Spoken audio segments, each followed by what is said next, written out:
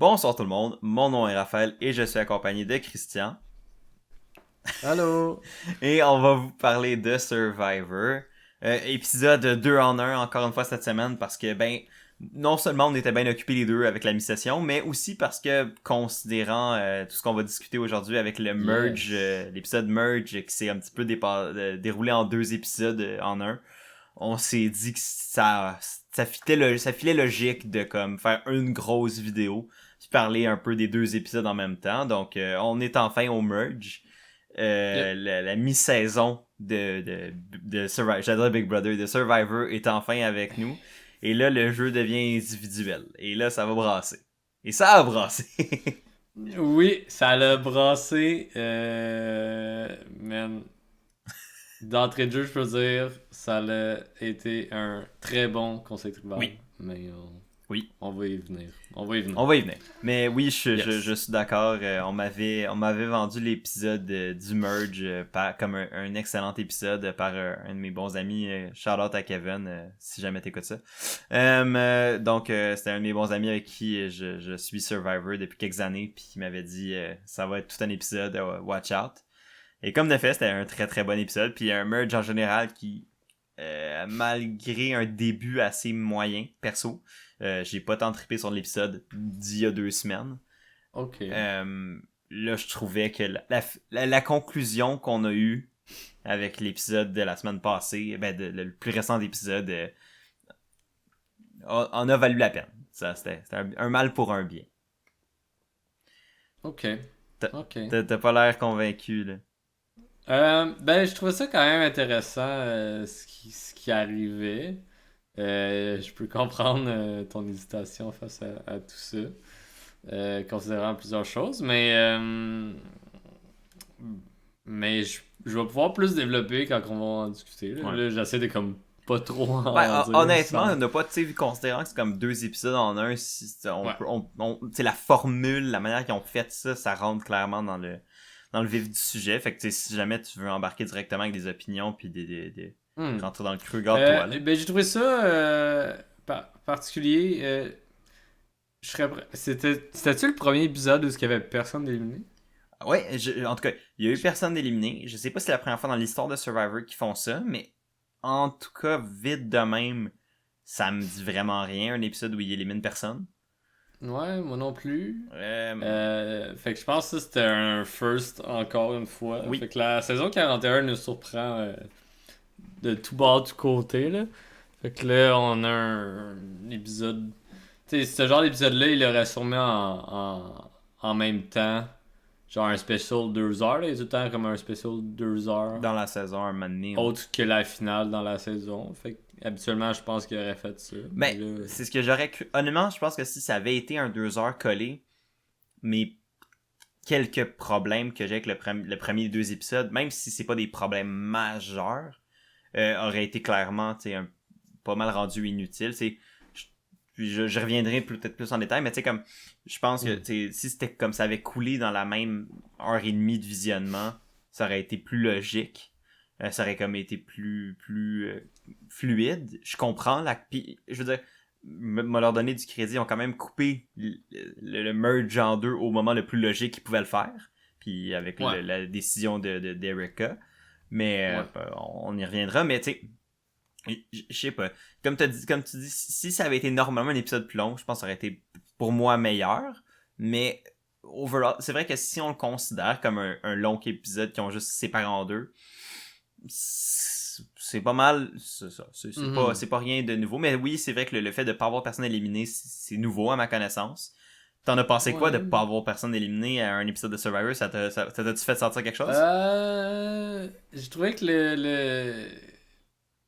le sentiment que t'as quand tu finis un épisode était vraiment différent. Ouais. T'sais, ben souvent, quand quelqu'un quitte, t'es soit content que la personne soit partie, soit triste parce que tu l'appréciais, ou t'es juste indifférent parce que dans les deux cas, tu l'haïssais pas ou tu l'aimais pas. C'est juste comme cette personne-là est partie. Ouais. Alright. Mais là, c'était comme. On nous laissait sur un cliffhanger avec une décision qui pouvait changer tellement d'affaires. Mhm. Puis j'étais comme, ça va-tu être bon, ça va-tu pas être bon? Euh, Fait que ouais, j'ai trouvé que c'était comme. C'est plus un cliffhanger classique télé, Mhm. autre que quelqu'un est parti puis on se sent bien ou pas bien par rapport à ça. Ouais.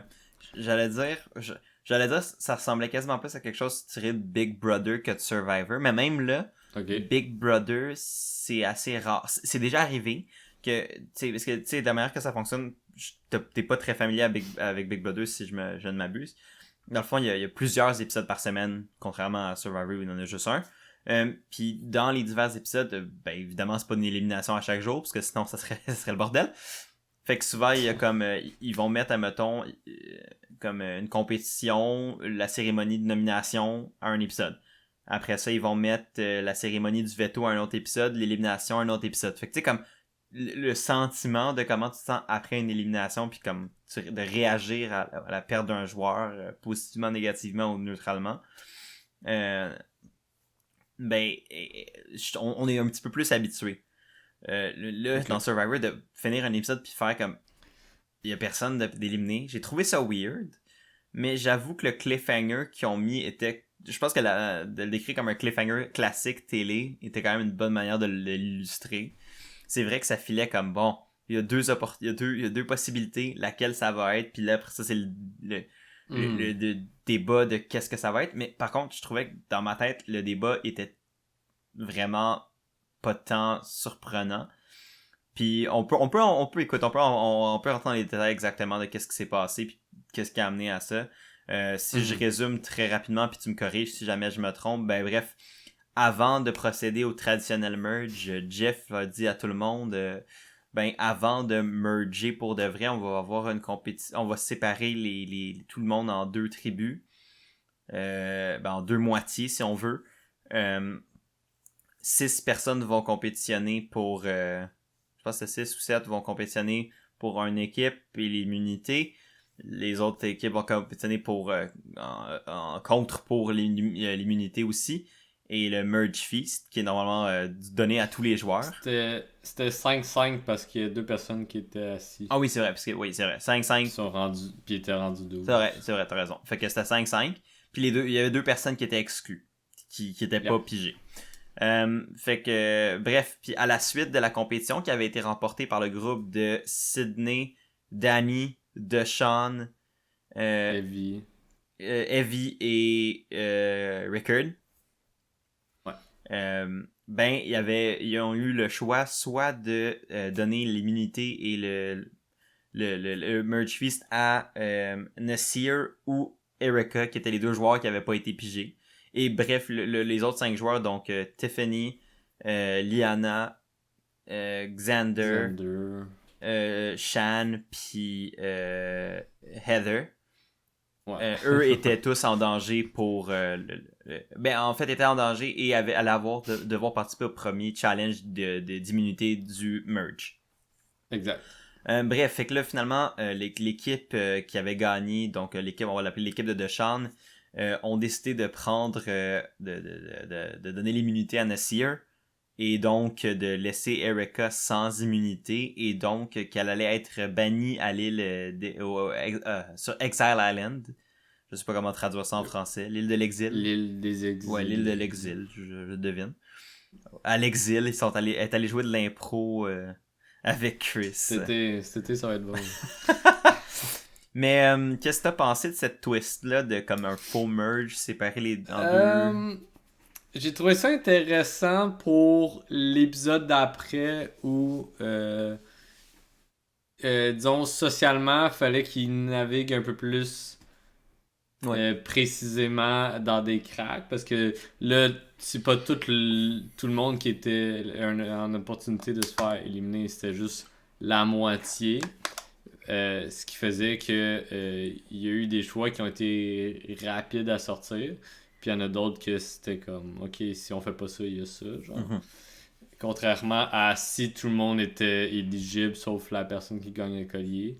Mais là, tu sais, c'est un peu plus le Ouvert. chaos, Ouais. mais un peu plus ouvert aussi pour tout le monde. Fait que j'ai trouvé ça intéressant en même temps de trouver ça pénalisant pour beaucoup de joueurs. Mhm. Euh, puis Ouais, je sais pas trop. J'ai trouvé ça. Ouais, c'est ça. Comme c'est du nouveau, fait que là, on est tout le temps comme ah, ok, c'est nice. Mais là, il y a tout le temps des points pour, des points contre. Puis Mhm. je serais down, mais pas à toutes les saisons. Mais ça, je pense que l'idée de splitter la tribe en deux, faire compétitionner une moitié de la tribu pour l'immunité, une fois, tu sais, mettons, dans un merge au complet, tu fais une compétition Mhm. qui est de même, je trouve l'idée pas mauvaise. Ça comme c'est que ça là ça réduit le bassin de joueurs potentiel à l'élimination. Sauf que Yeah. là, c'est ça, c'est que les dynamiques changent. Parce que tout le monde pouvait voter, mais seulement 5-6 Mhm. personnes pouvaient recevoir des votes. Tandis que normalement, Mhm. c'est tout le monde peut voter et tout le monde sauf un peut recevoir des votes. Ce qui fait en sorte que c'est beaucoup plus facile de trouver le pointer la personne qui est vraiment inutile puis faire comme ah celle-là ou tu sais la personne qui est vraiment on the bottom faire ah celle-là. Parce que dans un groupe qui vient de merger puis que t'as 6 personnes sont 12, t'en as 6 qui ont l'immunité, t'en as une septième qui va le gagner, t'as 5 personnes qui peuvent recevoir des votes. Mais souvent, dans ces 5-là, vu que c'est un groupe de 5 qui a été un peu pigé au hasard, mais pratiquement tout le monde peut avoir des liens avec tout le monde qui sont pas protégés. Fait que tout le monde a comme un Ouais. petit agenda dans les joueurs qui sont libres à recevoir des votes. Tu vois ce que je veux dire? Ouais. L'affaire qui est pénalisante, par contre, c'est que sur 12 joueurs, il y en a 6 qui sont de la même équipe. Mais Il y en a 6 qui viennent des Bleus, puis c'est ça qui a été vraiment plus pénalisant. mais ça, je veux dire, la production ne pouvait pas prévoir. Tu sais, peut-être probablement que la twist existait avant de savoir que les bleus allaient pas perdre personne. Ouais, mais tu sais, la twist, elle se modifie au jour. C'est un Mais en fait, tout c'est cas, un fait. ça c'est juste mon opinion personnelle sur genre tu as le contrôle sur la game puis un peu là. T'as le contrôle sur tes twists puis tu vois comment que la game évolue, fait que t'adaptes tes twists en conséquence. Ouais. Mais tu sais, je sais que c'est compliqué puis que c'est une production. Ouais, ça implique plus que Ça coûte de juste. l'argent à changer les twists. Ben, Là. c'est ça, ça implique plus que juste. Ah, ben, ouais, finalement, bof. Ouais, c'est ça. Sauf les petits speaks de Euh, Jeff avant le début des Tribal. Yes. Donc, avant qu'on parle de tout ça, plus en détail, parce que là, on a frôlé, là. Ouais. Fait que Erika est allée sur l'île des exilés et doit passer 2 jours et 2 nuits là-bas seule. Fait que là, son breakdown émotionnel, là, c'est assis à attendre, puis je pense que tout le monde en aurait eu un. Là. Je confirme que j'en aurais eu un si j'avais été dans sa position. Tu sais, surtout, ça fait comme depuis le début que t'es en sécurité, que t'es avec ta team, que t'as jamais perdu. Ouais, c'est ça. Le du jour au lendemain, tu participes pas au challenge. La majorité de ton équipe t'envoie sur l'île des exilés. Ben, c'est ça. Puis il faut que tu passes 2 jours et 2 nuits là-bas. C'est ça, parce qu'il faut mentionner que, tu sais, dans l'équipe qui a choisi entre Erica puis Nassir. Nassir, il y avait quand même 3 bleus sur 5. Il y Ouais, avait puis ils ont Sidney, dit- DeShawn puis Euh, Danny. Danny. Ah, puis Mais Danny. Puis Danny a dit genre, ah, on a fait roche papier ciseaux, ça a tombé sur Nassir qui est sauvé. Puis j'étais comme, Dude, c'est hey, man. l'excuse la plus facile Quand, à sortir, c'est nul. fait juste on up à votre. C'est juste que, tu sais, les Bleus, ils manigancent depuis un certain temps de sortir Erika, là. Ils voulaient perdre 2 fois les challenges pour sortir Erika. Surtout Fait que, Danny puis DeShawn, tu sais, c'est les deux qui Ben, voulaient le c'est plus ça. perdre des challenges volontairement pour la sortir, étaient dans Fait cette que- équipe-là, fait que... À un moment donné, c'est comme, hey, man, on up à ta décision, puis fait juste dire que c'est Ouais, Erika qui s'en va sur le. Ben, tu sais, c'est que ça tu sais, je veux dire, pour Erica, ça rendait ça encore plus évident que, ben, t'es clairement sur en bas de la Oui. tribu, puis que c'était probablement, Ben oui. tu sais, ça rend sa position tellement évidente dans Mhm. c'est la liste de priorités de la tribu, que là, de se le faire pratiquement dire, ouais, ben, c'était du roche papier ciseaux, en plus, qui est un mensonge vraiment assez honteux, là, tu sais, je veux dire, c'est évident que c'est pas ça. C'est vraiment très niaiseux. Puis comment ça fonctionne? Genre, ah, ok, toi tu vas être Nassir, puis moi je suis Erika, puis c'est comme. Ah, ben, Oh zut. c'est comme ça fait pas de sens pour moi comment que il a pu faire. En tout cas. Ben, il a dit. Genre leur mensonge est juste comme il tient à rien. Ben, c'est même Il pas tient à rien. c'est même pas un bon mensonge. Je veux dire, c'est ça, c'est de la Non! boîte. Là. Ça se fait même pas. C'est pas un très bon move de la part de Danny d'avoir juste casually shooté ça comme rose papier ciseaux. Tu sais, Erika était comme ben yo, c'est clairement une joke. Même lui était comme ouais, c'était la première affaire cave qui m'a popé dans la tête, c'était un petit peu niaiseux. Oui, en effet, c'était un peu niaiseux, tout le monde le sait. Mais non, c'est ça. Mais bon, fait que Erika chill sur l'île et à la deuxième journée, Ouais.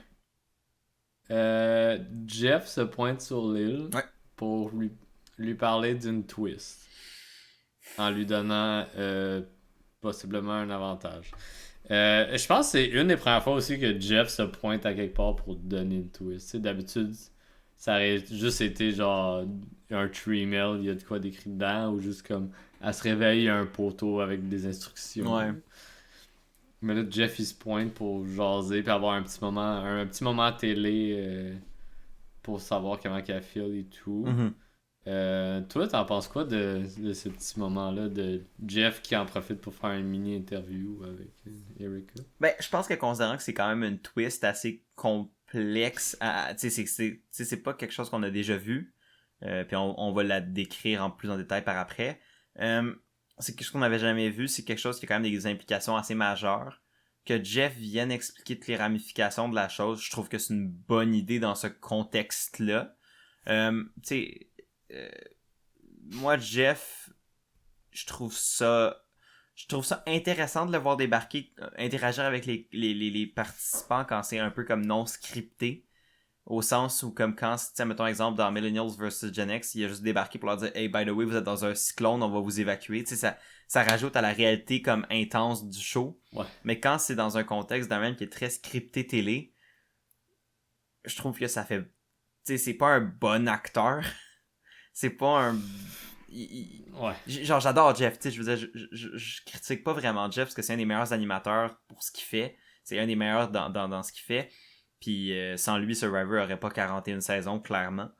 Fait que j'ai énormément de respect pour Jeff puis la prod de Survivor, mais j'avoue que dans certains moments, je trouve que ça fait très forcé et très évident que c'est forcé.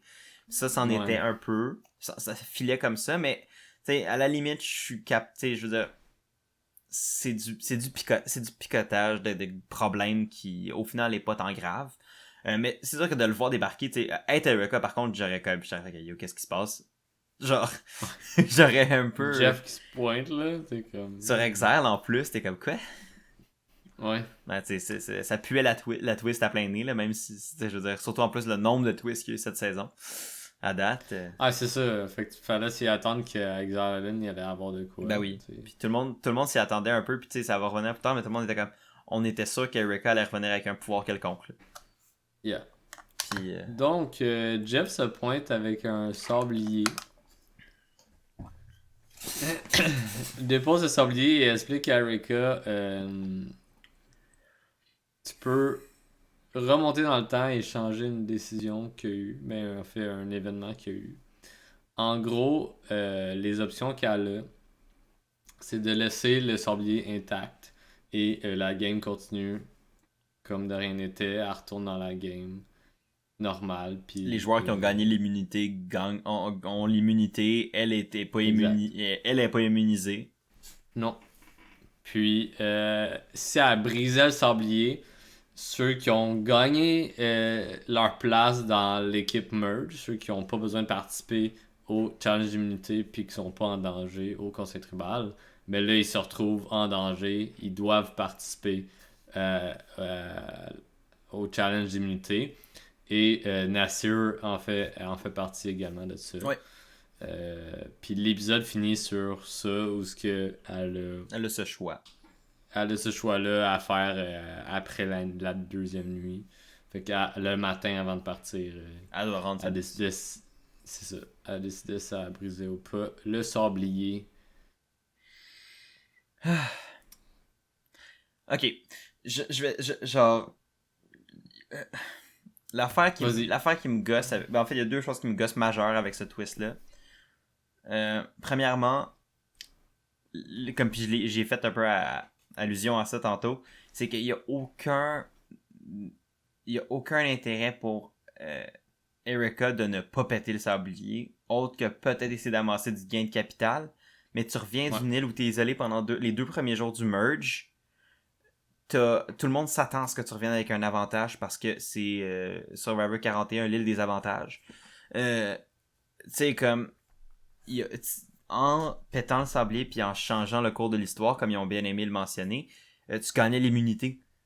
Évidemment que tu le prends. Tu sais, je veux dire, ils ont voulu créer un suspense, sauf que le suspense me semblait tellement pas grand par le simple fait qu'il y avait aucun avantage à Erika à ce qu'elle pète pas le sablier. Puis j'ai l'impression que c'était des années un peu parce que justement ils voulaient qu'elle pète le sablier puis que ça fasse un moment télé, que ça fasse quelque chose de choquant, puis que là des joueurs qui se sentaient safe le soient plus et vice versa. Mais puis ça c'est le deuxième problème puis je vais y revenir. Mais tu sais seulement ça aurait tellement pu être réglé simplement en disant Erika t'as l'immunité, mais t'as le pouvoir de décider qui va l'avoir avec toi. Déjà là, là il y a un impact parce que là c'est comme tu forces Erika un peu à choisir un côté quand elle a comme tu sais elle est pas plus avantagée par un ou par l'autre autre que par des relations sociales. C'est ce que je veux dire. Là, elle a peu un avant. Tu sais, le seul gain qu'elle a, elle, personnellement, c'est des gains sociaux. C'est pas des gains d'immunité. Fait que là, ça devient plus flou. Là, c'est vraiment plus une question de qui c'est qu'elle préfère, qui c'est qu'elle commence à se sentir à l'aise avec qui. Puis en plus, sans qu'elle ait de contact avec les autres tribus, parce qu'elle a juste eu des contacts avec des bleus. Là, ça rend le portrait plus brouillé. Là, c'est juste, tu choisis l'immunité ou probablement te faire voter out. Ouais. C'est sûr que, tu sais, dans un contexte où ce qu'elle se sentait plus en sécurité avec les bleus, qu'elle n'avait pas, genre, menti à propos du roche-papier-ciseaux, tu sais, qui ont pas essayé de l'exclure, là. Ouais. Ça aurait pu être différent dans le cas où, j'ai 4 personnes de mon équipe initiale qui sont safe. Mm-hmm. Je suis une des 2 du reste de mon équipe qui est en danger.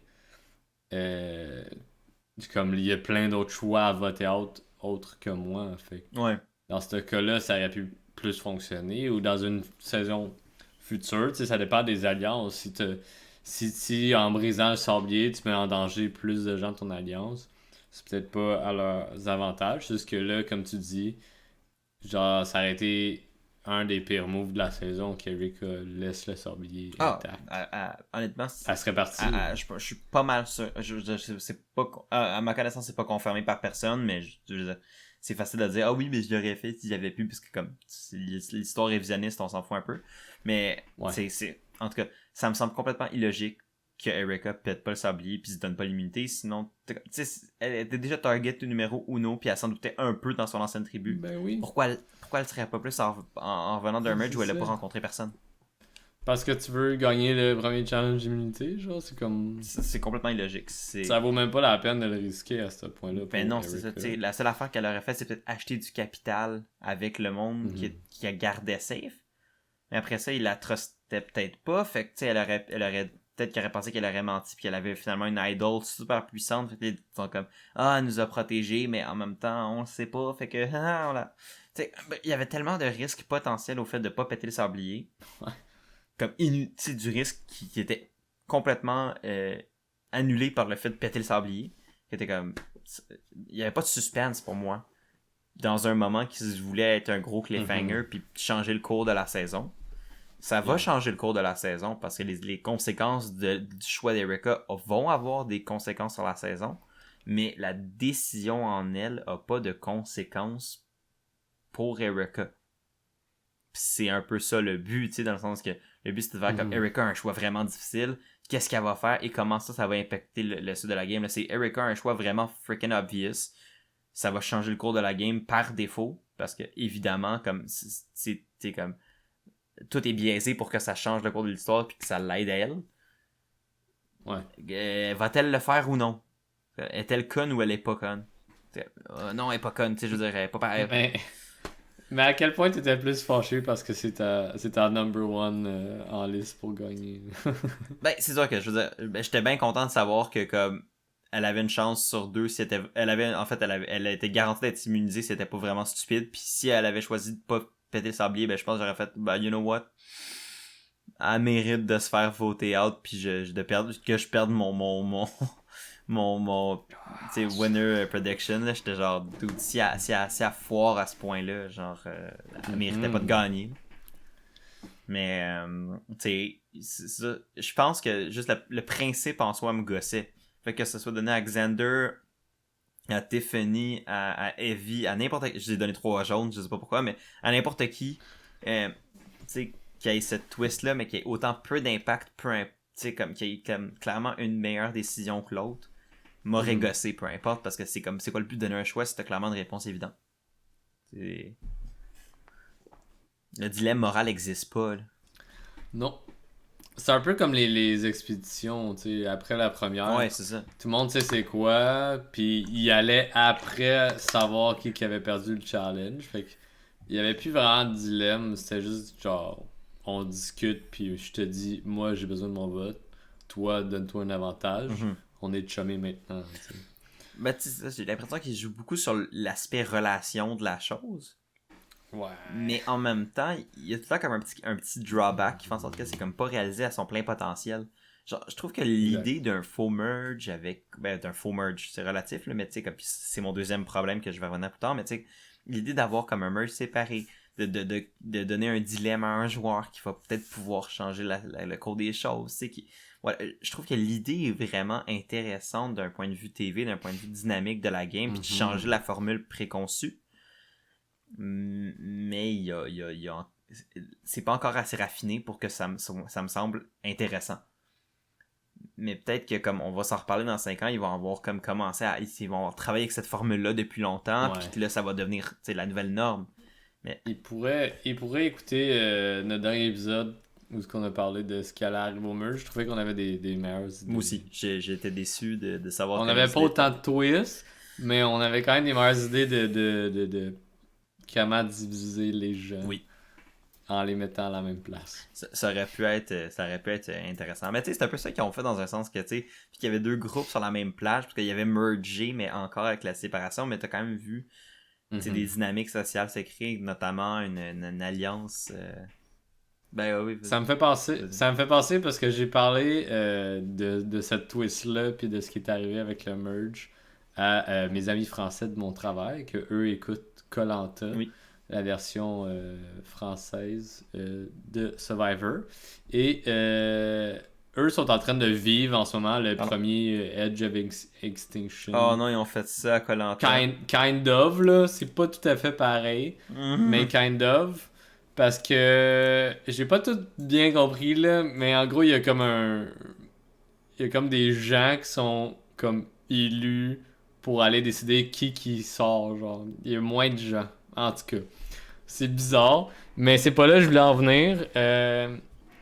Quand j'ai parlé du merge, pas tout à fait merge, lui, il a eu un flash, un de mes collègues, il a eu un flash que dans Koh-Lanta, il y a... Je sais pas si on fait ça plus qu'une fois, mais dans une saison, c'est déjà arrivé que quand le merge commençait, tout le monde était regroupé en duo. Ouais. Puis, ce qui faisait en sorte que tu étais lié à cette personne-là. Ouais. Fait que si cette personne-là est éliminée, toi aussi. Ouais. Fait que ça venait jouer socialement sur genre, ok, j'étais avec quelqu'un que j'aime pas, mais il faut que je la garde en vie. Puis cette personne-là est en alliance avec d'autres gens que j'aime pas ou que j'apprécie ou peu importe, tu sais. Ça donnait beaucoup plus de complexité. Puis j'étais comme, nous, on n'a jamais vu ça au Survivor américain. Fait que je trouve ça quand même intéressant. Ouais. Je trouve que c'est un peu poussé. Je l'aurais pas fait avec 12 joueurs, assurément. Non, ça aurait été décrissant. Mais je lance ça de même, Jeff Probes. Mais if you're listening. Je sais de quoi tu parles parce que j'ai écouté la seule saison de Koh-Lanta que j'ai écouté, il y avait un moment donné l'affaire des duos. Puis ils ont eu une round où ils étaient tous en duo, puis que ça a été un duo qui s'est fait éliminer, puis ça c'est vrai que c'est différent comme principe. J'avoue que, honnêtement, j'ai trouvé que la twist était quand même intéressante. Dans Koh-Lanta, je parle. Puis c'est vrai que c'est quand même assez différent de ce que... Tu sais, j'aurais de la misère à imaginer ça fonctionner aux États-Unis. Je sais pas pourquoi. Ben, tu J'ai pas de raison sais, concrète. dans une là. saison comme la saison 41 où ce qu'elle essaye de pousser des trucs plus sociaux, des genres de dilemmes avec les liens qui se font, genre, Ouais. ça aurait pu être de quoi de plus intéressant. Ouais. S'il y avait été, disons, un peu plus de participants au début, puis que il arrivait ça un peu plus tôt que 12 personnes. Ouais, tout à fait. Je suis d'accord. Je pense que ça pourrait être une hypothèse le fun à voir comme se réaliser dans le futur. Mais ouais, non, c'est ça. J'avoue que ça pourrait être drôle. J'avoue que ça pourrait être drôle. Mais je veux revenir avant qu'on passe à la suite des choses sur mon deuxième problème avec la twist. Vas-y. Puis je vais tu sais, ça va un peu spoiler le résultat de la décision de Erica, mais bon, on s'y entend. Je pense qu'on l'avait déjà pas mal. C'est ce que j'allais dire. Tu sais, ben évidemment, elle a accepté l'offre de péter le sablier et de revenir. Ouais, je te jure. De faire revenir le temps en arrière. Oh, c'est révolutionnaire comme move, c'est incroyable. Le Game Changers. Power move. Power move. Game Changers. Game Changers 2. Down, trop down. Oh non, God, please. Ça va être genre plein de first boot. Ça serait fucking drôle. Ça serait quand même une bonne saison. Là. Survivor First Boot, ce serait très drôle. Plein de first boot. Moi, je veux qu'il ramène Zane Knight de Philippines. T'as-tu vu? T'avais pas écouté Philippines, me semble. Je pense que j'ai pas vu genre les premiers épisodes. T'as manqué la légende de Zane Knight. J'ai vu une partie, là, mais... C'est le meilleur First Boot, cet homme est insane. La deuxième chose que t'as trouvé Oui. désagréable. Ben, c'est qu'évidemment, Erica a accepté de péter le sablier et donc a changé le cours de l'histoire et a enlevé l'immunité à ceux qui l'avaient gagné pour la donner à l'autre groupe et elle-même. Yep. Et c'est un commentaire qui est venu de la part de Danny pendant l'épisode même. Ça s'est rendu en onde et après un sentiment que j'ai entendu par la personne qui a été éliminée de la semaine que je garde encore caché pour l'instant, que dans les entrevues post-élimination que la personne a fait. Et elle a dit, tu sais, la personne éliminée a dit, tu sais, ce qui est dommage, c'est que ça file pas comme si c'était une twist, ça file comme si c'était un mensonge.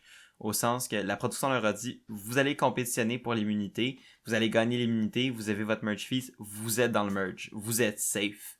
Et là, de se faire dire, non, tu l'es plus. Parce que Erica a décidé que non.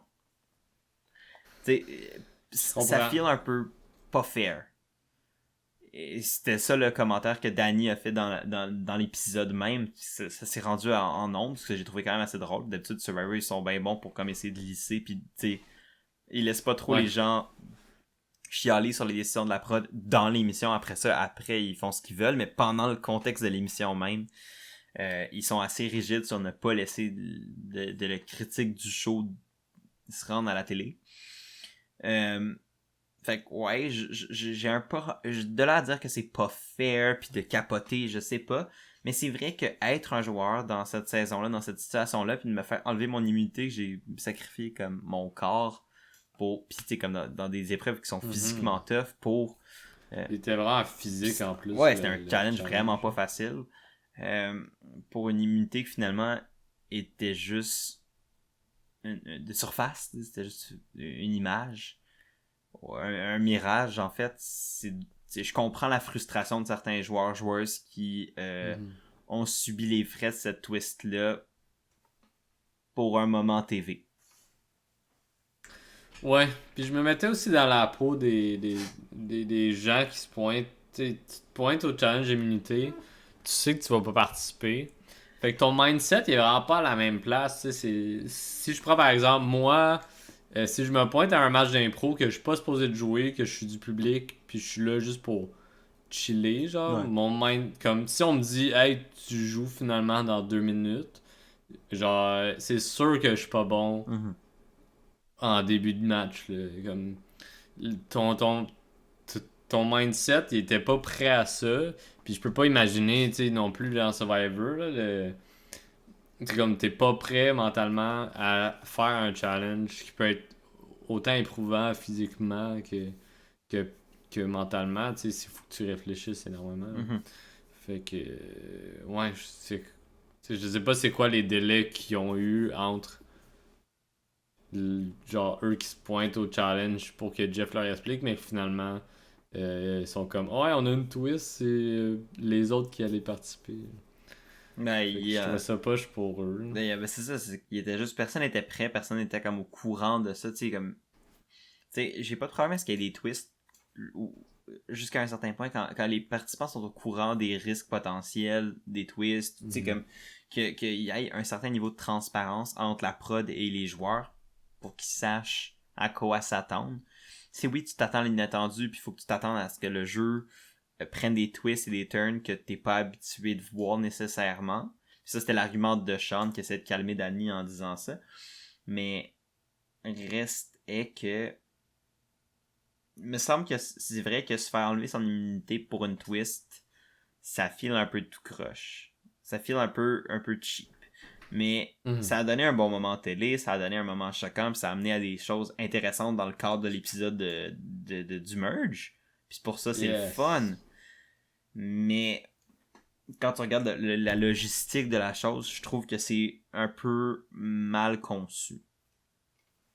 Toi, qu'est-ce que t'en penses? Ben, je suis d'accord avec toi, là. Tu sais, on l'a souvent dit à date cette saison-ci qu'il y avait trop d'avantages. Mm-hmm. Puis là, puis comme il y a eu d'autres saisons aussi que il est arrivé des choses dans la saison que le monde ils ont questionné de à quel point que la prod a tiré les ficelles pour qu'un tel gagne ou qu'un tel se rende plus loin, qu'un tel trouve une immunité ou un avantage. Tu sais, je pense juste à Ben dans la saison 35 qui était tout seul contre tout le monde, genre top 6, puis qu'à chaque jour il se levait avant le lever du soleil, qu'il allait chercher une immunité, puis qu'il était safe. Ouais. Puis comme, il s'est rendu jusqu'à la fin, puis il a gagné, puis ça l'a fait chez ben du monde. Mm-hmm. Malgré que moi, j'ai bien aimé Ben, puis comme, pour vrai, je trouvais que le reste était un petit peu rushant, les gens, là. Fait que je peux comprendre la frustration des spectateurs de faire comme, ah, mais la prod, c'est les ficelles. Puis dans ce cas-ci, tu sais, ça file encore plus, selon moi, évident que la prod comme poussé. Tu sais, je sais pas quand est-ce qu'ils ont pris leur décision finale sur la twist. Mais tu sais, que beaucoup de bleus soient en danger finalement, ça file encore plus comme, ouais, la prod, ils veulent pas voir 6 bleus se rendre à la fin. Ouais. Ben c'est ça, c'était comme un peu étrange la manière que ça a été fait, tu sais, je veux dire. Ouais. Mais si on regarde strictement d'un côté résultat, je pense que le tribal qu'on a eu grâce à ça était plus intéressant, plus divertissant. Oui. Puis Oui, on va y venir. Malgré qu'il y a j'ai beaucoup de détails à souligner que tu sais, ça a peut-être été coupé au montage, là, mais je vais y revenir. Mais il y a plein de petits détails que j'étais surpris qu'il n'y ait rien arrivé avec ça. Ouais. Mais voilà. Fait que challenge d'immunité où ce qu'ils doivent tout faire avec des pieds. Oui. Ils doivent prendre des blocs avec leurs pieds et construire une structure en rond de 3 étages. Fait que des blocs un peu rectangulaires, cylindriques. Ouais. Pour les empiler deux de même, un de même, puis ainsi de suite. Puis après ça, prendre un drapeau puis venir le déposer en milieu sans rien faire tomber.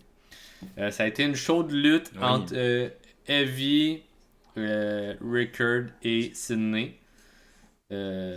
Malgré que tout le monde était pas mal dedans au début, puisque ces trois-là ont pris l'avance rapidement à m'emmener. Puis, au final, c'est Rickard. Je pense que Sydney a fait tomber de quoi, puis Rickard est arrivé à... Ouais, Rickard est arrivé à la battre. Et a gagné la première immunité individuelle de la saison. Donc, félicitations Rickard, clap clap. Yes. Mais c'était vraiment, pour le vrai, c'était un challenge qu'on n'avait pas vu depuis quelques saisons. Il était-tu à Winners at War? C'est une bonne question. Je pense qu'il y avait de quoi de similaire, mais c'était pas avec les pieds. Mais c'est ça, je sais pas. Mais bref, c'est quand même un challenge qui est relativement récent-ish. Il me semble que ça fait peut-être, on va dire, moins de 10 saisons qui existent. Je trouve que c'est un challenge qui est intéressant. Puis qui est tu sais, il file plus challengeant que juste, ah ben tiens des boules. Tu sais, tiens de quoi en équilibre. Il y a comme Défait des nœuds. Défait des nœuds, ouais, il y a comme Survivor Gabon, fais un feu. What? genre, tu sais, il y avait un élément il y a un élément de ça qui est comme, ok, ben, utilise ta motricité fine pour faire un défi que tu ferais comme jamais autre que dans ce contexte-là, tu sais.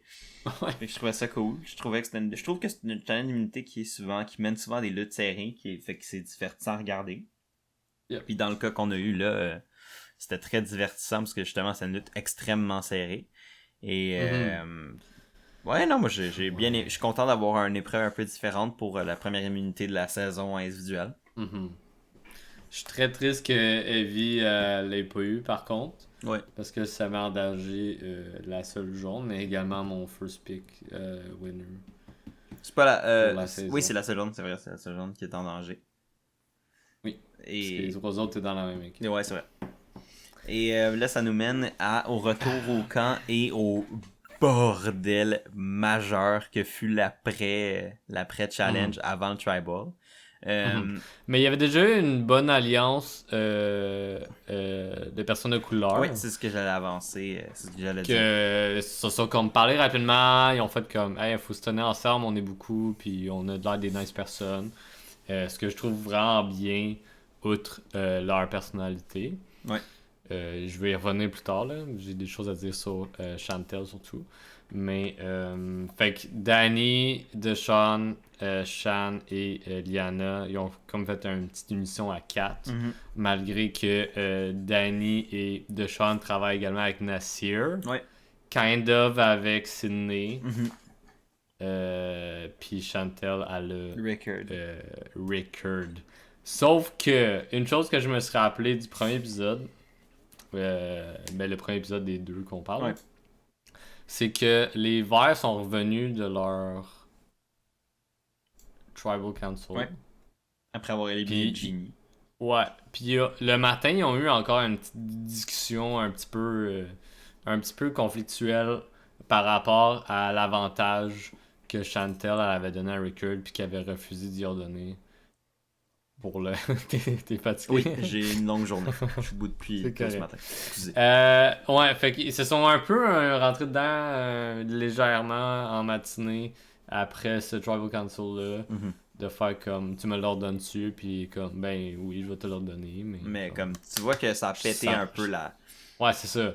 Puis comme les deux individuellement, ils parlent à la caméra, puis sont comme moi, je suis en alliance avec, mais genre. Bof. Pas plus qu'il faut. Ouais, c'est ça. Je pense que ça va mener à c'est déjà un bon indice qui va mener, selon moi, à un effritement de leur relation plus tard. Mener à une lutte Chantel-Rickard plus tard. Là, pour l'instant, c'est pas le cas. Parce que Rickard est immunisé et Chantel aussi. Donc, ils n'ont pas de raison, pour l'instant, à très très très court terme, de s'affronter. Par contre, ce qu'on apprend très vite avec l'alliance de personnes de couleur qui s'est créée, c'est que Liana, qui elle était dans la tribu des jaunes avec Evie, Tiffany et Xander, et qui avait un fixe sur éliminer Xander, on voit que sa loyauté semble beaucoup plus être du bord de Chantel que du bord d'Evie, Tiffany et tout ça. On sentait que c'était déjà on sentait que c'était fragile, c'est relatif. Moi je pensais qu'il était plus solide que ça, mais les trois filles, ouais, moi tout, je pense qu'ils étaient plus solides que ça. Mais ça n'a pas été bien long que Chantal jase vite à Liana, puis ouais, finalement je vais aller de ce bord-là. Fait que j'ai trouvé ça un peu rapide en affaires. Il y a eu une situation où Liana parle de son knowledge advantage. Oui. À Tiffany? Non, c'est Chantal qui va lui demander, puis finalement, qu'est-ce que t'as eu de l'île Devant Tiffany. Devant Tiffany. Mais oui, super niaiseux. Ça, c'était vraiment un move dégueulasse de la part de Chantal. Puis ça l'a mis un petit peu off Liana en entrée du jeu, mais pas assez pour la convaincre de pas se revirer contre les jaunes. Fait que là, Tiffany a de l'information face à ça. Et elle avise pas mal Evie et... Mais elle en avait parlé à Evie avant l'immunité. Puis là, plus ça va revenir dans le jeu. Puis elle en parle un peu à Xander parce qu'ils sentent... en fait, c'est que Tiffany, Evie et Xander sentent que Liana s'en va, s'éloigne d'eux. Et qu'on se donne dans le trio, il y a Evie qui est en danger parce qu'elle est potentiellement c'est la seule jaune qui peut être éliminée dans ceux qui peuvent l'être. Ben ils sentent quand même il y a une certaine pression de ce côté-là de la part de justement de la majorité des autres couleurs qui pourraient décider de se mettre ensemble pour éliminer la seule jaune disponible pour l'instant puisque ben ils ont un bénéfice des nombres. Fait que le fait de savoir que Lyanna va peut-être s'en aller de l'autre côté, de savoir que elle a un avantage qui lui permettrait de voler l'idole de Xander ou un avantage de quelqu'un ou whatever, ça leur fait peur à ce nouveau trio-là qui s'est rebaptisé le Yasei Tree, d'avoir peur un peu de Lyanna et de ce qu'elle pourrait faire avec l'avantage. Et là va mener à un des meilleurs moments de planification et de bordel où tout le monde va comme un peu jouer autour de l'avantage de Lyanna. Qui va s'être propagé comme un feu de paille. Tout le monde sait que Lyanna a cet avantage-là. Et là, va jouer un peu le jeu de chez la souris à savoir, est-ce que Lyanna va être capable de convaincre les autres de donner l'idole ou l'avantage à la personne qu'elle veut pour qu'elle soit capable de le voler. Ou sinon, tant pis, elle manque sa shot, puis les jaunes vont pas avoir peur pour leur immunité, leur idole d'immunité. Ouais, puis une chose, c'est que rapidement, la majorité, qui sont les bleus, avec Rickard, Chantel et Lyanna, ont rapidement mis Evie comme cible également. Puis ça s'est propagé... Si je me trompe pas, c'est Deshawn qui en a parlé aux jaunes. Deshawn ou Danny, me semble, c'est un des deux, je sais plus qui. Puis... j'ai trouvé ça étrange. Mais si c'est Deshawn, c'est peut-être parce qu'il y avait un lien avec Evie. Si c'est Danny, c'est que je pense. Mais non, que... parce qu'ils en ont parlé de ça, puis les deux ont fait comme, on a eu un tracking, puis on s'en calisse de l'autre. Ouais, c'est vrai. Mais je sais pas. C'est vrai, bonne question. Je sais pas comment ça s'est rendu jusqu'au jaune. C'est peut-être Danny qui Moi, je pense que c'est peut-être Danny qui en a parlé à genre Xander ou Tiffany, ou je sais pas trop. Ah! Je pense que c'est Xander qui a eu l'information. Puis là, ils sont allés le dire à Evie. Puis ça, j'ai vraiment aimé ça de Xander. Il a dit, écoute, je m'en fous, mon idole, là, je la joue pour toi. Toi, t'as dû être bien content. J'étais comme, man, let's go, là, parce que... Puis, tu sais, j'ai réfléchi un peu plus loin. Puis le monde sont réticents à jouer leurs avantages puis leurs immunités. Ils veulent les garder pour eux, pour se rendre plus loin. Puis ils veulent attendre le moment spécifique pour eux de se rendre plus loin. Ouais. Mais je me dis, le merge là, où ce que t'as encore des chiffres à aller chercher, je trouve que c'est le moment le plus important d'utiliser ton collier d'immunité, d'utiliser tes avantages, parce que ça te permet de soit garantir tes chiffres ou de pas avoir un aussi grand écart entre la majorité et toi. Puis non seulement, mais de plus avoir d'avantages ou d'immunité ou whatever dans ton arsenal, diminue ton niveau de danger. Oui, ça te rend plus vulnérable, mais veux pas quelqu'un qui a 4 idoles, 2 avantages, puis qui s'appelle pas Tony, généralement le monde veut le sortir ça assez vite. Merci. Ah, c'est ça. C'est qu'est-ce qu'on voit souvent, c'est que on est 2 personnes de moins, on va pas gagner ce conseil tribal là, puis là, ils se font éliminer jusqu'à temps qu'il en reste genre 1 ou 2. Puis là, cette personne là, je vais utiliser mon collier pour être safe 2 jours de plus. Ouais, puis là, mais je suis comme, tu sais, fais-les plus tôt. Fait que je trouve ça vraiment bien de Xander, puis tu sais, comme pour une fois dans la saison, il a commencé à réfléchir un peu plus loin, puis de se dire comme, là on va faire des moves intelligents. Là. Fait que j'étais comme, bon, let's go aussi Xander là. Ouais, puis comme allume, puis comme Evie elle va être là avec toi, puis Tiffany que j'ai quand même bien apprécié. Honnêtement, moi Tiffany depuis dans ces moments-là. Depuis, tu sais comme j'avais moins un déplaisir envers Tiffany que toi. Je pense que c'est assez évident. Ouais. Mais pour de vrai, Tiffany, plus la saison avance, plus je l'apprécie. Elle est plus C'est une wild card, mais elle a été utile, comme elle a partagé les bonnes informations, elle a été présente par hasard au bon moment. Puis elle a bien pour joué, la gaffe de Chantel. Elle a bien joué son jeu en tant que, écoute, elle est dans une minorité assez évidente, mais en même temps, elle a assez des relations pas être nécessairement... Ben, c'est sûr que là, c'est facile de dire qu'elle était pas la cible, mais c'est qu'elle pouvait pas être la cible. Mais elle a été quand même assez intégrale à la survie et au travail des jaunes cette semaine. C'était une des forces anti-Lyanna qui a voulu justement aider à contrecarrer les plans de Lyanna pour garder son trio jaune autre que Lyanna intact. Puis Lyanna qui a passé la journée à essayer de rassurer. venir voir Evie puis les jaunes puis de se faire comme non j'étais avec vous autres. J'étais avec vous autres, tu sais, au pire Xander joue l'idole pour Evie puis on va être safe, on va être les 4 ensemble. En ayant clairement le but intéressé de faire en sorte que Xander garde l'idole. Parce que si Xander a l'idole en sa possession, puis elle le sait, ben elle peut y voler, puis après ça, ben là, il peut pas la jouer pour protéger Evie, puis bye Evie. Tandis que si là, il y a une idole, il peut la jouer pour protéger Evie, puis... Puis c'est à ce moment-là que j'ai allumé que j'avais pas compris aussi loin cette stratégie-là de comme... Mais Xander, s'il donne physiquement l'idole à quelqu'un d'autre avant, il brouille les cartes, puis ils ont peut-être plus de chances de pull off leur plan, de pas se faire voler l'idole, puis de s'en servir pour protéger Evie. Puis j'étais comme, ok, let's go, là, j'étais vraiment allumé, puis j'étais comme, Xander, joue bien tes cartes, puis comme, pensez à votre affaire, puis parlez-en pas trop aux gens. Ben c'est ça, tu sais, je pense que leur plan de sauvegarde de Evie passait par 2 éléments. Convaincre Lyanna que jouer le jeu de Lyanna. Puis d'utiliser son truc aussi. Ouais, exact. Mais tu sais, jouer le jeu de Lyanna dans le sens de faire comme ah oui, on est encore les 4 jaunes ensemble, même s'ils savent très bien qu'elle a sacré son camp puis elle va les trahir. Mais de jouer quand même le jeu pour pas qu'il y ait de doute qui se donne. Puis l'autre truc, c'était de voir comment on peut jouer autour de l'avantage de Lyanna. Et ça, j'ai trouvé excellent ce qu'ils ont fait de 2 manières. Premièrement, c'est que tu te dis, ok, Xander peut pas avoir l'avantage parce que si Lyanna va le savoir, elle va lui voler. La deuxième personne la plus logique, c'est Evie. Parce que c'est clairement la personne qui est en danger. Si elle se le fait donner, elle va jouer pour elle-même, elle va se sauver. Stéphanie, tout le monde s'en branle, là. Elle a rien à voir, entre guillemets, dans cette histoire-là, parce qu'elle est pas en danger, puis elle est pas Xander qui a dit à tout le monde qu'elle allait jouer pour elle. Parce que Xander l'a pratiquement dit à tout le monde, qui est comme moi, mon idole, je la joue pour Evie.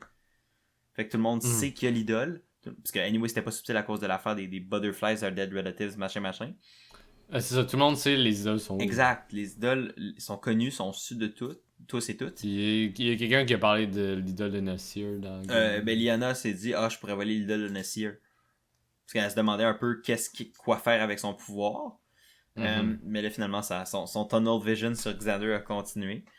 Mais puis ça, finalement, ils ont réussi à convaincre Lyanna que ben oui, c'était bel et bien Xander qui avait l'idole, qui allait avoir l'idole pendant le tribal, qui allait la jouer pour sauver Evie, puis c'est que tu sais, jouer un peu le cave pour donner l'impression à Lyanna que ben elle sait ce qu'elle fait, puis qu'elle va les manipuler, puis au final, c'est pas tant vrai. Puis ça a amené un des meilleurs moments de la saison plus tard, tu sais. Et en gros, où on en est avant de partir au tribal, qui a commencé vraiment tôt dans l'épisode, ce que c'est toujours un bon signe. Quand un tribal commence comme à la moitié de l'épisode, tu sais que ça va barder en tabarnouche. Et barder, ça a été le cas. Ça a été un beau bordel, ce tribal-là. Puis ça a un peu commencé avec justement la fin de la saga de l'avantage de Knowledge is Power de Lyanna, qui c'est pas gêné de le montrer à tout le monde et de le lire devant tout le monde. Xander de faire moi j'ai l'idole, je vais la jouer pour Evie juste avant. Il sort l'idole, puis il est comme parce qu'il y avait les discussions, puis Jeff comme tournait autour. Xander qui est comme c'est clair, tu sais, comme Evie s'en va. Fait que j'ai l'idole d'immunité, puis je vais la jouer pour elle ce soir. Fait que là, tu sais, ils ont vraiment joué le jeu de comme, moi je suis un peu nono, genre, je joue carte sur table, je suis pas au courant du pouvoir de Lyanna. Je veux être, tu sais, c'est une stratégie pas conne de dire à haute voix que tu vas protéger quelqu'un avec une idole.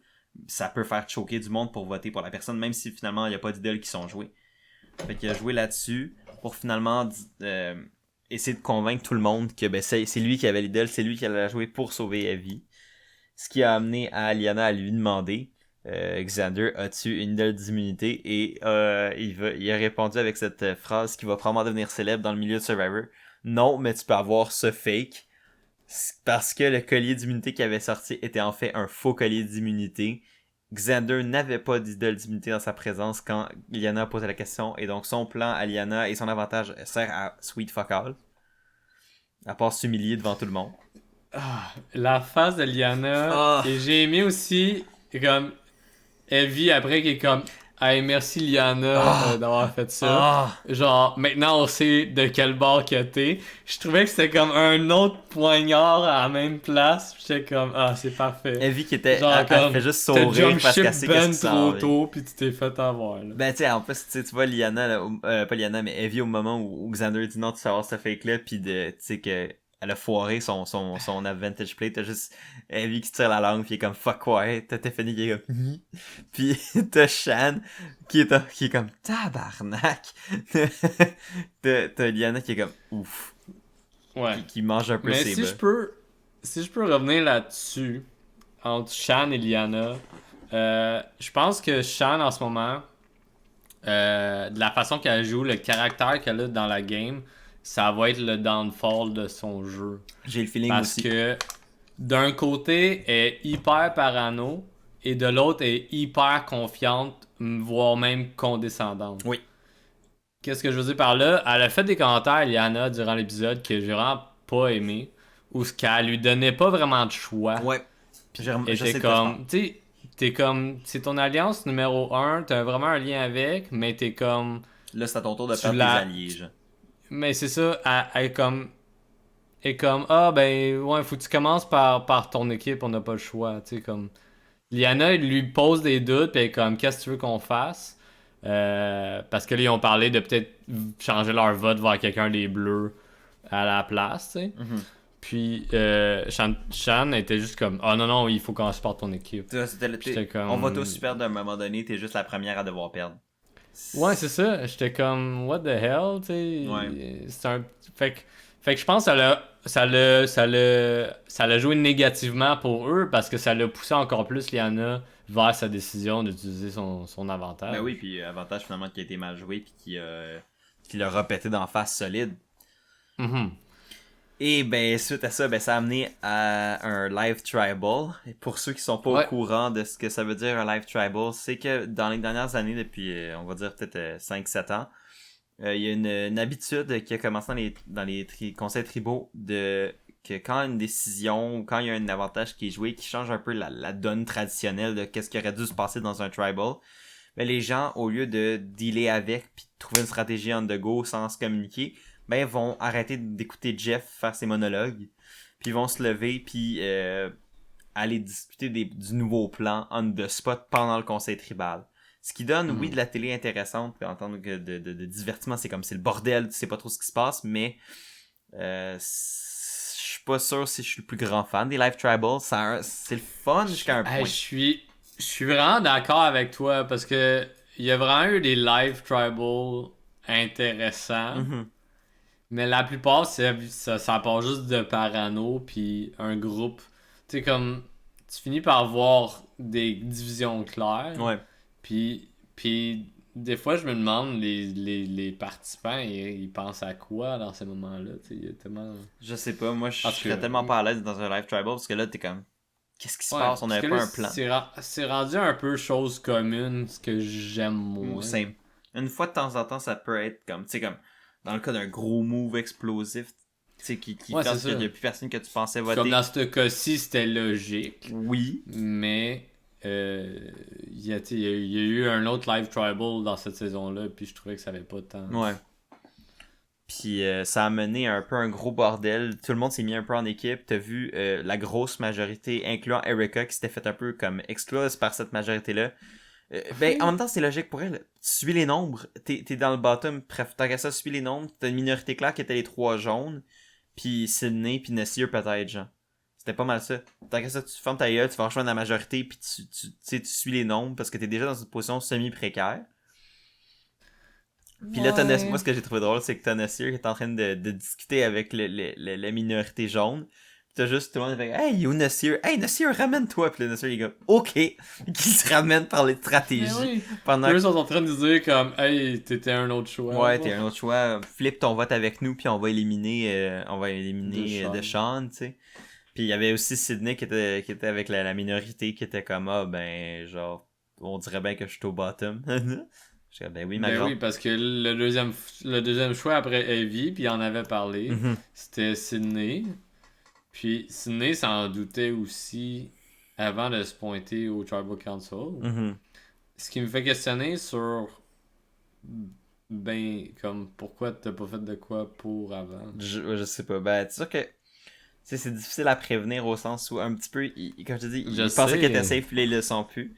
Mais oui, elle aurait pu être plus proactive pour se sauver cette semaine-là, d'essayer de créer des relations, de consolider ses relations avec les Bleus pour s'assurer que Mhm. si jamais elle était vulnérable, ben que ses coéquipiers allaient pas ses anciens partenaires de tribu allaient pas se retourner contre elle. Euh, puis Tu sais, elle aurait pu rebalancer Nasir en dessous de l'autobus comme qu'elle l'a fait à chaque épisode. no true. Ben oui, clairement. Puis ça a été un peu le bordel à ce niveau-là. Puis là, ça a amené un peu à un Capharnaüm qui a pris quand même du temps avant de se terminer, mais qui s'est mené par le vote qui a été quand même assez surprenant et serré. Parce que Xander a décidé d'avoir les couilles les plus bleues du monde et de ne pas jouer son idole d'immunité, qui avait dit qu'il jouerait pour protéger Evie en prenant le Yep. pari qu'elle allait rester, peu importe ce qui se passe. Et ça a amené à un vote ultra serré entre Evie et Sydney. Mais finalement, c'est Sydney qui avait annulé son vote pour pouvoir utiliser son Shot in the Dark. Et Shot in the Dark qu'on a vu pour la première fois et qui a pas marché. Donc Sydney est resté vulnérable. Et c'est finalement elle qui a été éliminée par un vote de, je pense, de 6-5, 6-5-1. 5 6-5, c'est... 3. Ils sont 12, non?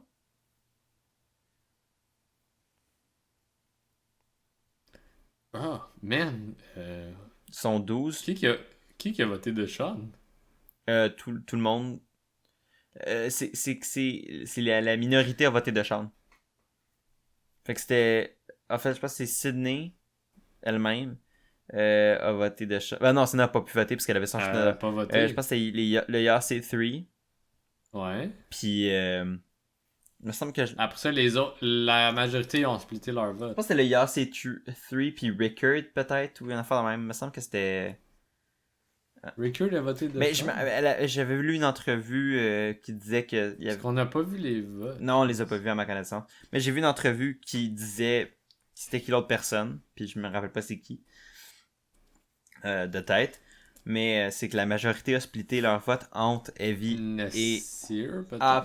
peut-être Nassir, je sais pas. Mais bref, la majorité a splitté leur vote entre justement Sydney et Evie avec plus de votes pour mettre sur Sydney, qui a malheureusement été éliminé par un vote de 6-5-1. 6-5-1. Non, 6-5 parce que... Ouais, je suis pas sûr des maths s'il y a 3 personnes qui ont voté pour Non, de je pense que Sean, c'est là, mais 4-3. Il y avait 11 ça votes. fait 7. Il y avait 11 votes. Ouais. 7. Il y en avait manque 2, 4. il y en avait 2-3 de 3-4. Non, il y avait 2-3 de Sean. C'est 5-4, 2. Je pense que c'est 5-4-2, ouais. Je pense que c'est 5-4-2. T'as raison. Je pense qu'il y avait... Fait que Xander a peut-être voté pour Sydney. Possible. Ah ben oui, lui il a clairement voté pour Sydney. S'il a pas voté pour Deshaun, il a voté pour Sydney. Puisqu'il a gardé son Puis il a gardé son deuxième vote. Puis il a gardé son idole. Ouais, ça se peut. Ouais, probablement qu'ils ont fait ça. Probablement que les gens ont voté. Je sais. Je sais pas trop. Mais bref, ils ont décidé de pas jouer leur idole et finalement ça a été bénéfique parce qu'ils ont encore une idole et finalement c'est pas Evie qui a été éliminée. Même si pour de vrai j'ai eu tellement peur pour toi pendant un bout. J'ai un peu chié des briques. Ouais, j'étais perplexe parce que, tu sais, je commençais à bien aimer Sydney malgré qu'on l'a pas tant vu. Fait que ma décision était pas faite à 100%. Fait que j'étais plus down qu'il y ait comme un gros move de fête contre Deshaun. Mhm. Parce que dans ma tête, je pensais vraiment que Xander allait utiliser son idole. Ouais.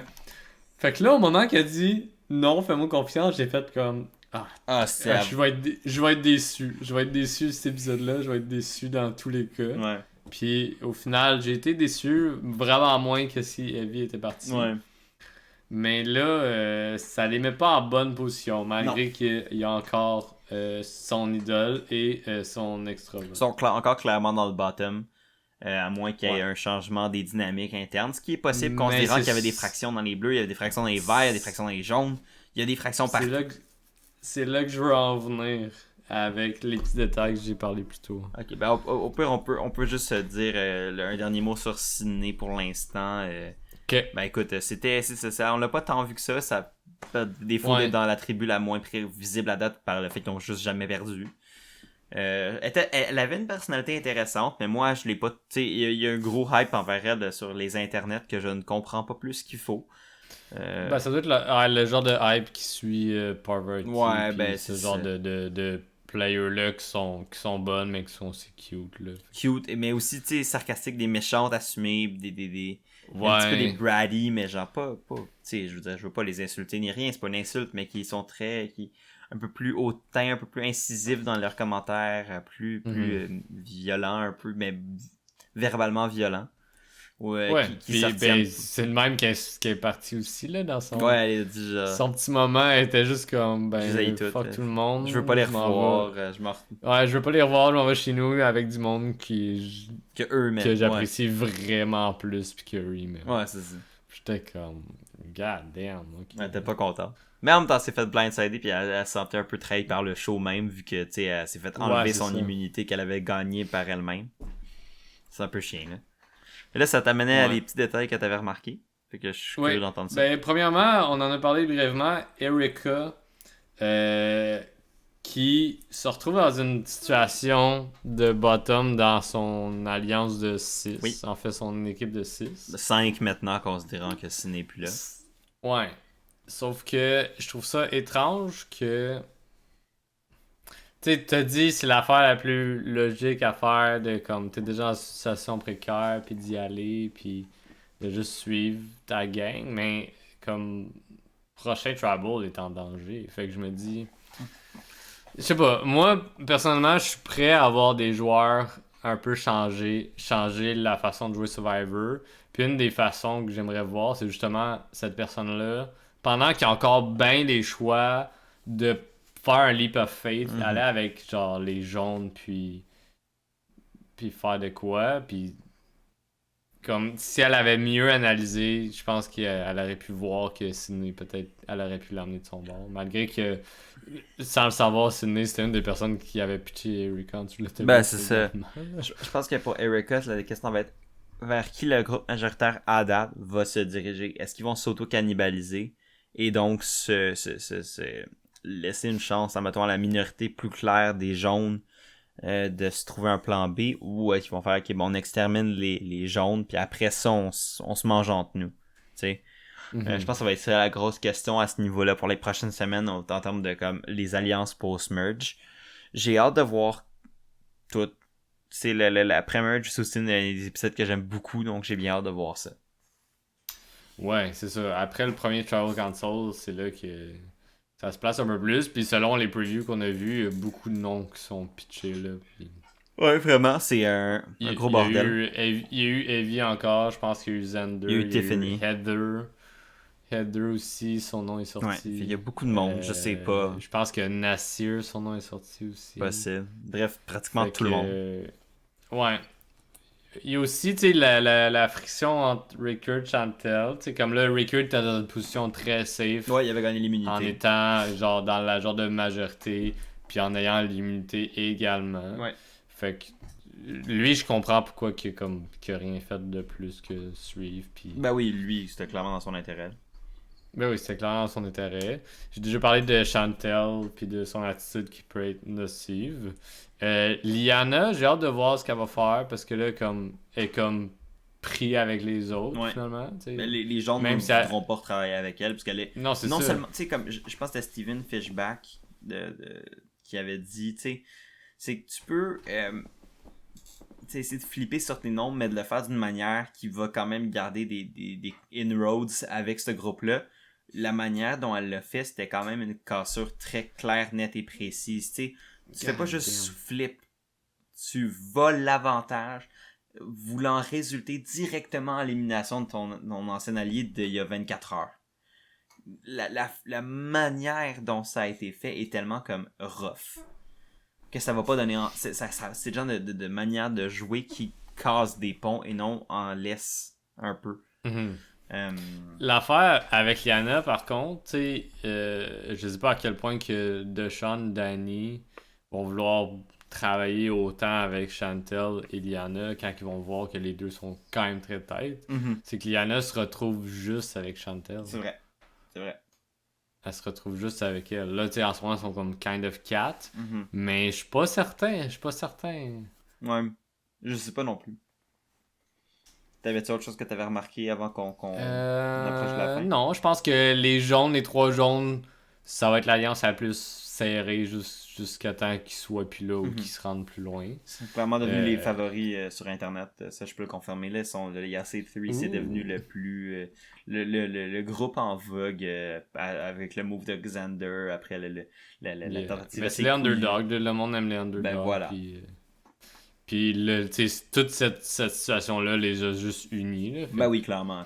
Ça serait niaiseux qu'un d'eux flippe sur un autre. Je pense pas que ça va arriver. À n'importe quel moment de la game. Là. Je pense pas que ça va arriver. On sait jamais. C'est peut-être des joueurs. Tu sais, je veux dire, c'est quand même des joueurs qui savent jouer puis qui sont quand même agressifs puis qui ont pas peur de l'aide. Donc ça se pourrait que ça ait une influence, mais je pense pas.